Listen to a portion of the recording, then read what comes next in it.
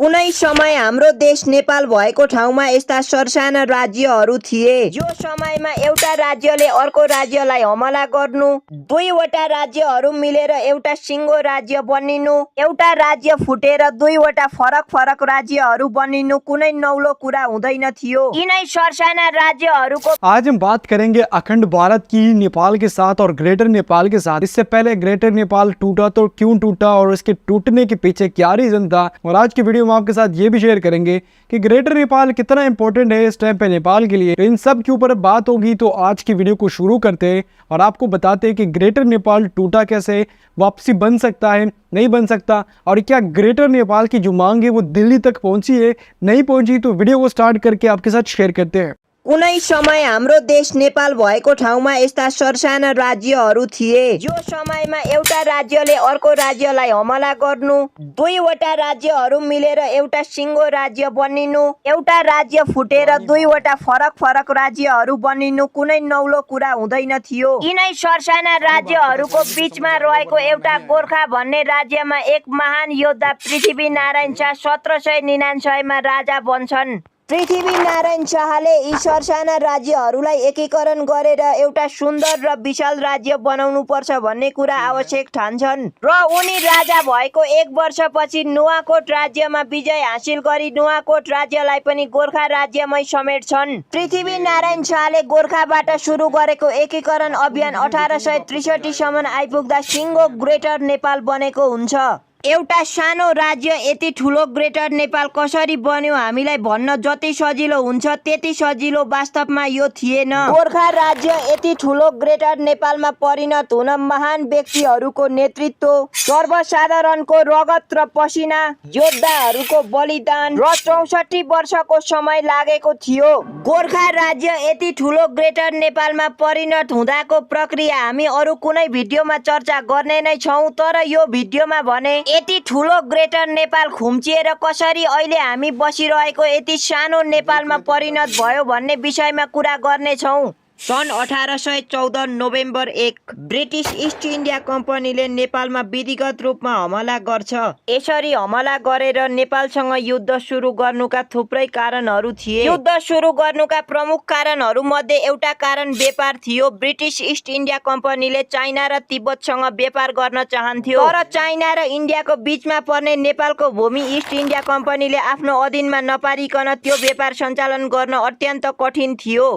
सन् 1814 नोभेम्बर 1 मा सुरु भएको यो युद्ध करिब 2 वर्षसम्म चलेको थियो। इस्ट इन्डिया कम्पनीको तुलनामा धन, जन, शक्ति र बन्दोबस्तको अनेकौं पक्षका अभावका बावजुद नेपाली वीरहरूले युद्ध आफ्नो पक्षमा पार्ने अनेकौं प्रयासहरू गरे र केही प्रयासहरूमा सफल भएर उनीहरूले शानदार पूर्वक अंग्रेजसँग केही युद्धहरू पनि जिते। तर आधुनिक शस्त्र अस्त्रले सजिएका अंग्रेज फौजहरूको युद्ध नेपालीले थेक्न सक्ने अवस्था थिएन। अंग्रेजहरूसँग नेपालीहरूले युद्ध गर्न नसक्ने भएपछि नेपालीहरूले नचाहँदै पनि नेपालको आधा भूभाग गुमाउनु पर्ने सन्धि यानि कि सुगौली सन्धिमा हस्ताक्षर गर्न नेपालीहरू बाध्य भए। सन् 1815 2 डिसेम्बरका दिन नेपालका तर्फबाट चन्द्रशेखर उपाध्याय र गजराज मिश्र तथा इस्ट इन्डिया कम्पनीका तर्फबाट बादशाहका बीचमा सुगौली सन्धि भयो। सन्धि अनुसार नेपालले काला पानी र राप्ती नदी बीचमा पर्ने समतल तराई, मेची र टिस्टा बीचमा पर्ने समतल भूभाग र अन्य थुप्रै भूभागहरू इस्ट इन्डिया कम्पनीलाई बुझाउनु पर्ने भयो। यो सन्धिमा 15 दिनभित्र नेपालका राजाले सिग्नेचर गरी बादशाहलाई बुझाउनु पर्ने थियो, तर तराईका धेरै भूभागहरू गुमाउनु पर्ने कुरा राजालाई चित्त नबुझेपछि पछि इस्ट इन्डिया कम्पनीले तराईका केही भूभागहरू फिर्ता गर्ने गरी 8 डिसेम्बर 1816 मा सुगौली सन्धि भयो। सन्धि भएको 41 वर्षपछि यानि कि 1857 मा इस्ट इन्डिया कम्पनी विरुद्ध उठेको सिपाही विद्रोह दबाउन नेपालका प्रधानमन्त्री जङ्गबहादुरले इस्ट इन्डिया कम्पनीलाई सहयोग गरेका थिए। उक्त सहयोगबाट इस्ट इन्डिया कम्पनी खुसी भएर सुगौली सन्धिमा नेपालले गुमाएको भूभाग बाँके, बर्दिया, कैलाली र कञ्चनपुर नेपाललाई इस्ट इन्डिया कम्पनी कम्पनीले फिर्ता गरिदियो। यसरी कैलाली, कञ्चनपुर, बाँके, बर्दिया, इस्ट इन्डिया कम्पनीले नेपाललाई फिर्ता दिएपछि अहिले हामी बसिरहेको नेपाल बनिएको हो। अब कुरा गरौँ यो भिडियोको एकदमै महत्त्वपूर्ण टपिक यानि कि अंग्रेजहरूसँग नेपालले हारेको यो भूमि भारतसँग कसरी पुग्यो त।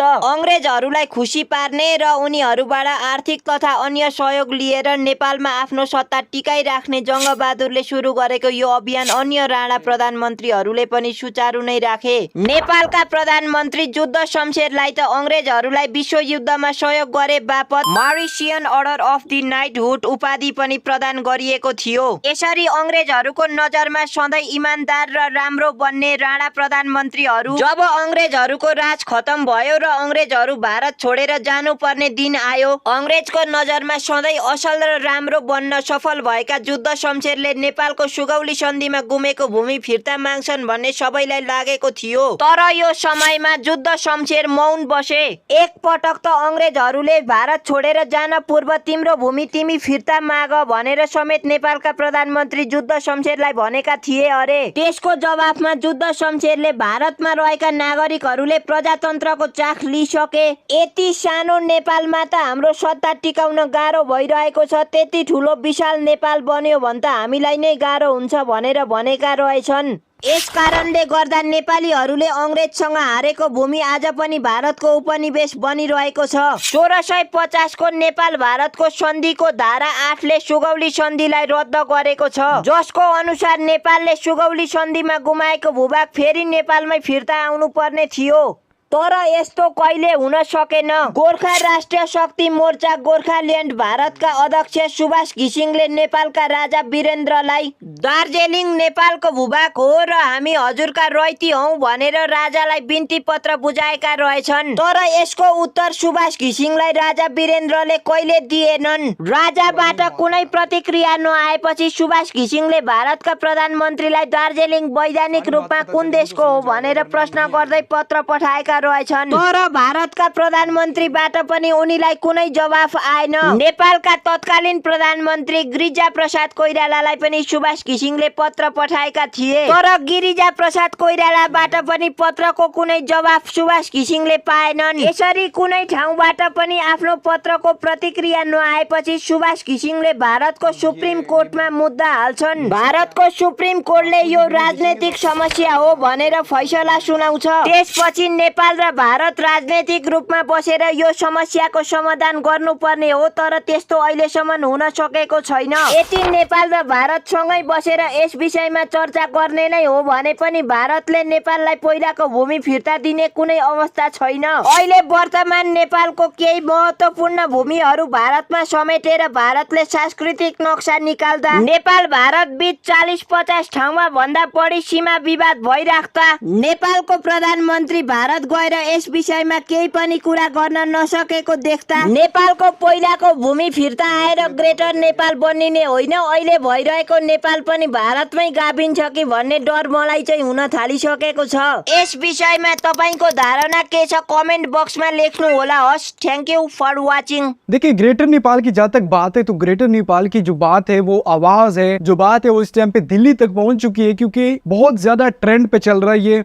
और ट्रेंड पे चलने के पीछे एक ही वजह इंडियन मीडिया। जिस तरीके से इंडियन मीडिया ने इसको रिप्रेजेंट किया, जिस तरीके से इंडियन मीडिया ने इस बात को आगे बढ़ाया, तो दिल्ली क्या पाकिस्तान के इस्लामाबाद तक भी ये बात पहुंचनी थी और ये बात पहुंची दिल्ली तक। अब यहाँ पे जो ग्रेटर नेपाल के लिए असल मसला बनता है ना, वो मसला बनता है पुराने टाइम का, क्योंकि इंडियन लोग नहीं मानते कि ग्रेटर नेपाल एक टाइम पे हुआ करता था, क्योंकि वो यही समझते कि एक अखंड भारत था, अखंड भारत में नेपाल भी उसका पार्ट था।